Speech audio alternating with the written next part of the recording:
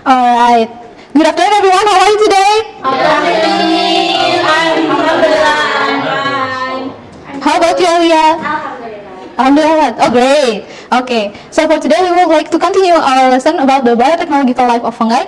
Okay. First off, I would like to ask you guys. Do you guys know what could make a bread can blow up?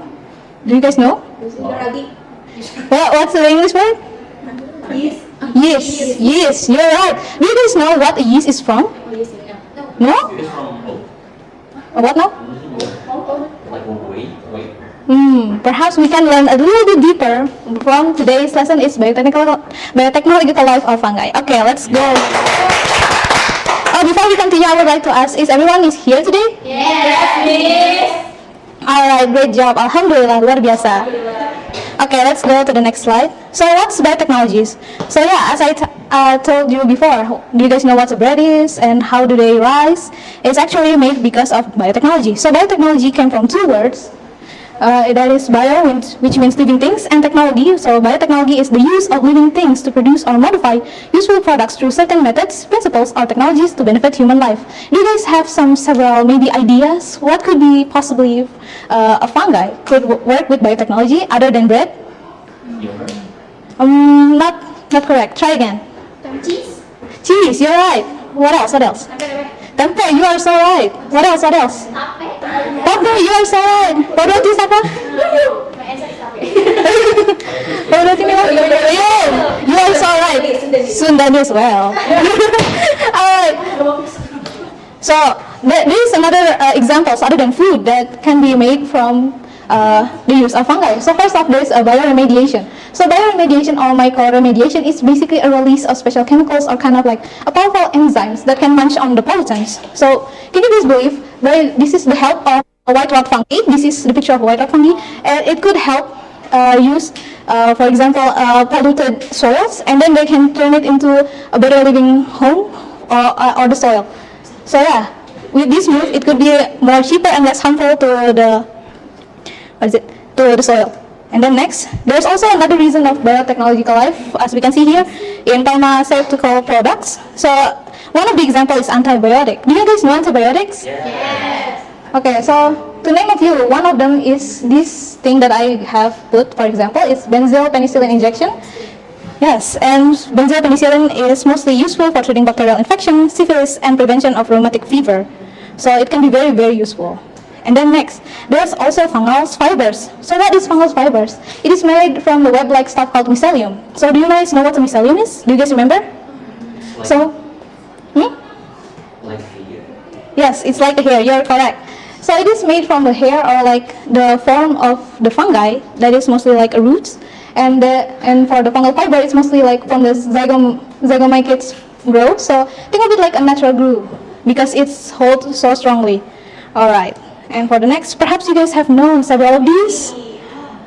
Yeah, so another thing about biotechnological life is they can be eaten normally, like perhaps an wood ear mushroom, or as you mostly know, is like jamur kuping. You're right. And there's also enoki mushroom and truffle mushroom.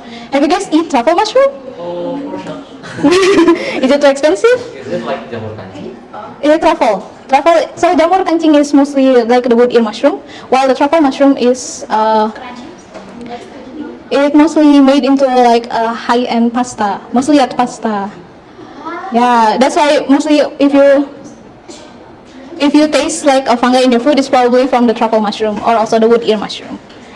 Okay, and the next is the example of fermentation. Ooh, yes, all of you guesses are correct. So fermentation is a process that breaks down substances into simpler chemical reaction, and it's often carried out by microorganisms, like as you guys have mentioned, yeast. All right, and I guess that's all for the materials. And now we're gonna go to the experiments. Are you guys ready? Okay, first off, I would like to see you guys in your lab coat, please. Okay, are you guys finished? Yes. Okay, for now, I already made this worksheet for you guys to fill in. Yeah. Oh, okay, since there's only one, I would like for everyone to make into one group, perhaps. So, to make it it more easier, perhaps I would like everyone to joining their tables. We are going to make fermenting tempeh from soybean to superfood. Woo! Alright, I have already, oh my god, yes, party! Okay, for the beginning, I would like for you guys to fill in the group, date, and also the name on the front of the worksheet. Have you done that? Oh, you're done? Okay. Before that, I would like for one of you to read about the precaution. Alright, Pamela? Precaution. Sanitize all equipment that will come into contact with the tempeh, including bowls, utensils, and containers. This can be done by boiling equipment. Avoid cross-contamination by keeping raw ingredients separate from cooked or fermented ones. If using commercial tempeh starter, ensure it's from a reputable source and within its expiration date. And then discard any tempeh that shows seed of discoloration other than white, mold, or unpleasant odor, especially ammonia. Once the tempeh is finished, store it in the refrigerator to slow down further fermentation and prevent spoilage. Alright, yes, you're so right. Okay, congratulations for Pamela. Okay, for the next part, I would like to you guys to, one of you or maybe two of you, to bring out your phone and then scan the video that I have put in the pre-lab.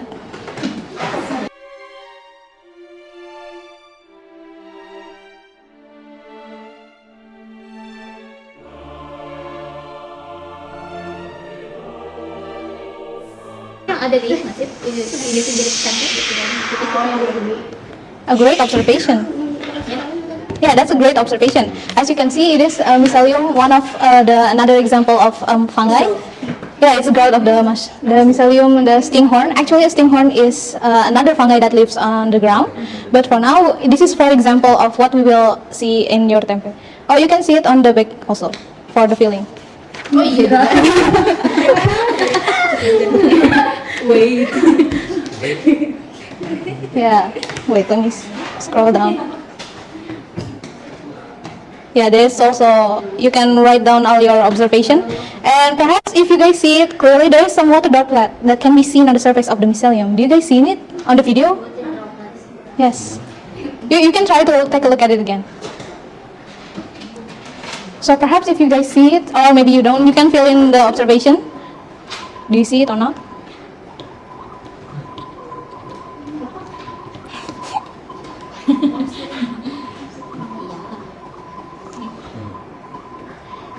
And then you can, afterwards, after we are doing the observation, you can also fill in again about the pre-lab activities.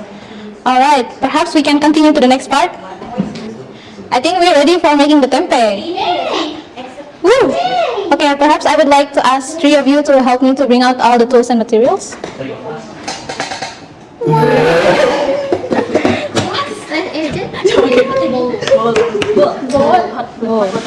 Water.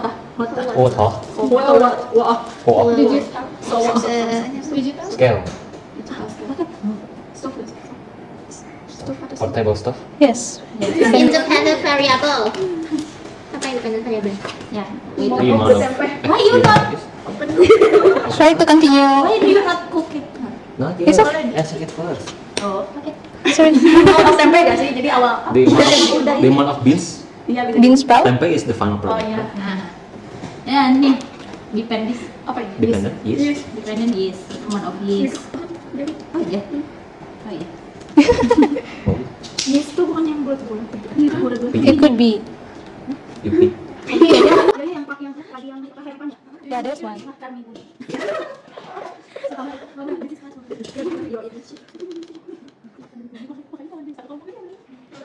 And then afterwards, if you guys have already filled in the hypothesis and the variables, you can try to conduct by yourself the procedure of how to make a tempeh. What? So that's up to us. It's up to you. You can also take a look from the internet, or also if you guys have references, you can also put it in. First is Turn on the stove. Do you need help? ignorasi. Terus Nah. Ya. Easy way. I also made the several steps first, just to make it easier for you guys because the time is limited. Good. Nice. No. Not like that. What means it? Are we close or are we not close? Is it close or not? Are we opening it or are we closing it? Close it first. Okay. Close Oh, it. for how many minutes? 5. Oh. Okay. The second that we use this one. I think when we add the yeast one. When we add the yeast one, we add this one. Flour? Is it okay if when we add the yeast to the bean, after that we add this one? Yes, you can also mix it with the fermentation, with the yeast. You can also mix it with the yeast first, and then you can Oh, pour yeah, it yeah, together. yeah. Second.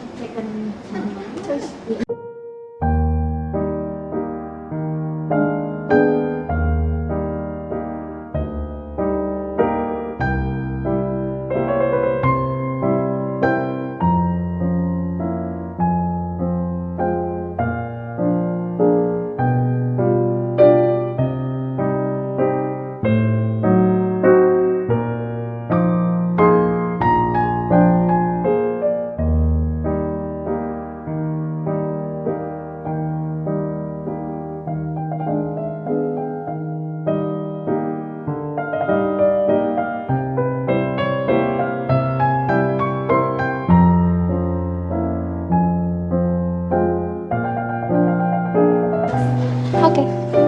All right. So has everyone done it? Yes, All right. I would like one of you to explain the difference of each soybean that you have made. Okay, tadi.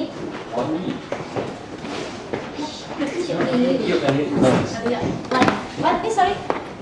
Since you made two, there is two. Yeah.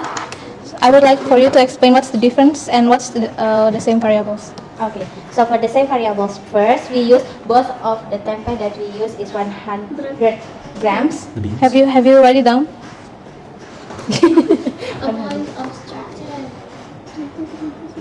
Okay. Okay, so for the yeast that we use for the first tempeh, we only use the yeast And you use the without the yeast. flour.